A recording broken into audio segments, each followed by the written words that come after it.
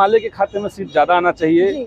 हम लोग की जो पार्टी है वो बिहार में हर मुद्दों को लेकर के सड़क से लेकर के सदन तक आंदोलन करने वाली पार्टी है।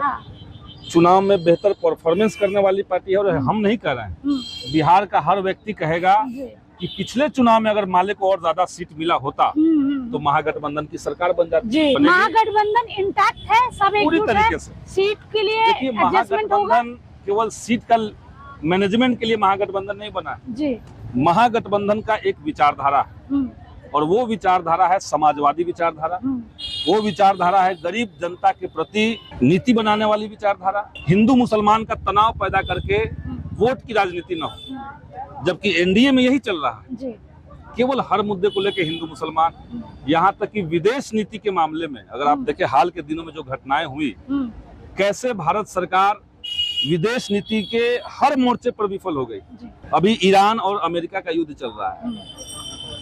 भारत का संबंध ईरान से आज से नहीं है, सदियों से पुराना संबंध हमारा ईरान से रहा है।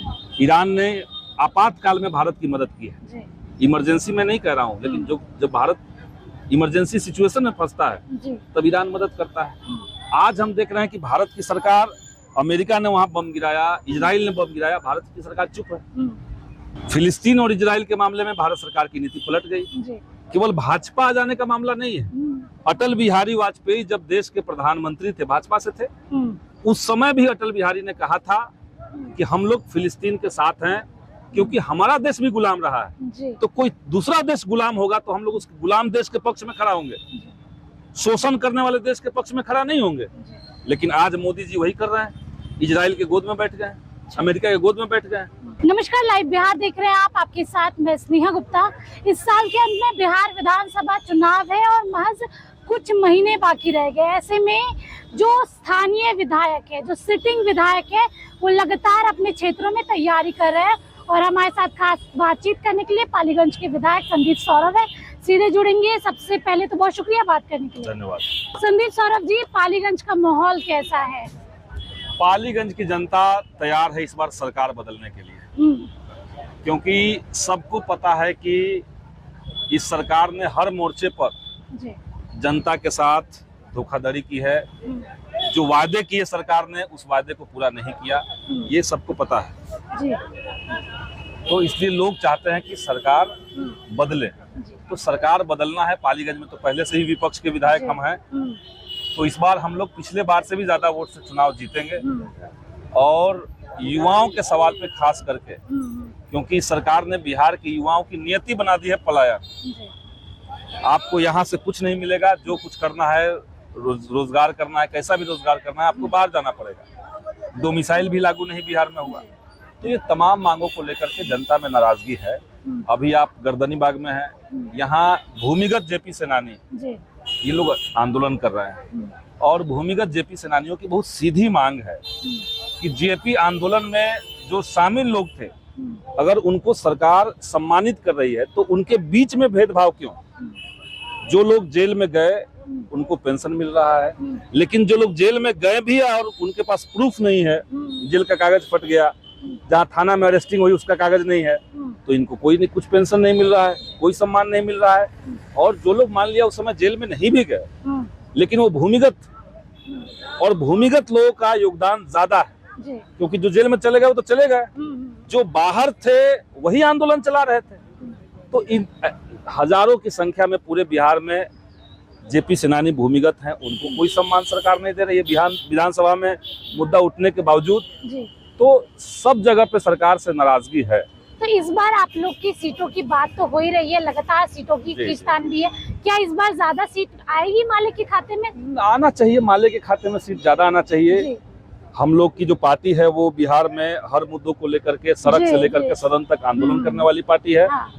चुनाव में बेहतर परफॉर्मेंस करने वाली पार्टी है। और हम नहीं कह रहे हैं, बिहार का हर व्यक्ति कहेगा कि पिछले चुनाव में अगर माले को और ज्यादा सीट मिला होता तो महागठबंधन की सरकार बन जाती।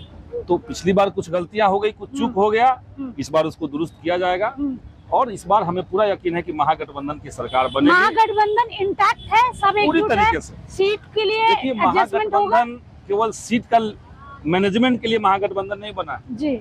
महागठबंधन का एक विचारधारा है और वो विचारधारा है समाजवादी विचारधारा, वो विचारधारा है गरीब जनता के प्रति नीति बनाने वाली विचारधारा। उस विचारधारा में वैसे लोग हैं जो चाहते हैं कि देश में नफरत की राजनीति न हो, हिंदू मुसलमान का तनाव पैदा करके वोट की राजनीति न हो, जबकि एनडीए में यही चल रहा है। केवल हर मुद्दे को लेकर हिंदू मुसलमान, यहाँ तक कि विदेश नीति के मामले में अगर आप देखें हाल के दिनों में जो घटनाएं हुई, कैसे भारत सरकार विदेश नीति के हर मोर्चे पर विफल हो गई।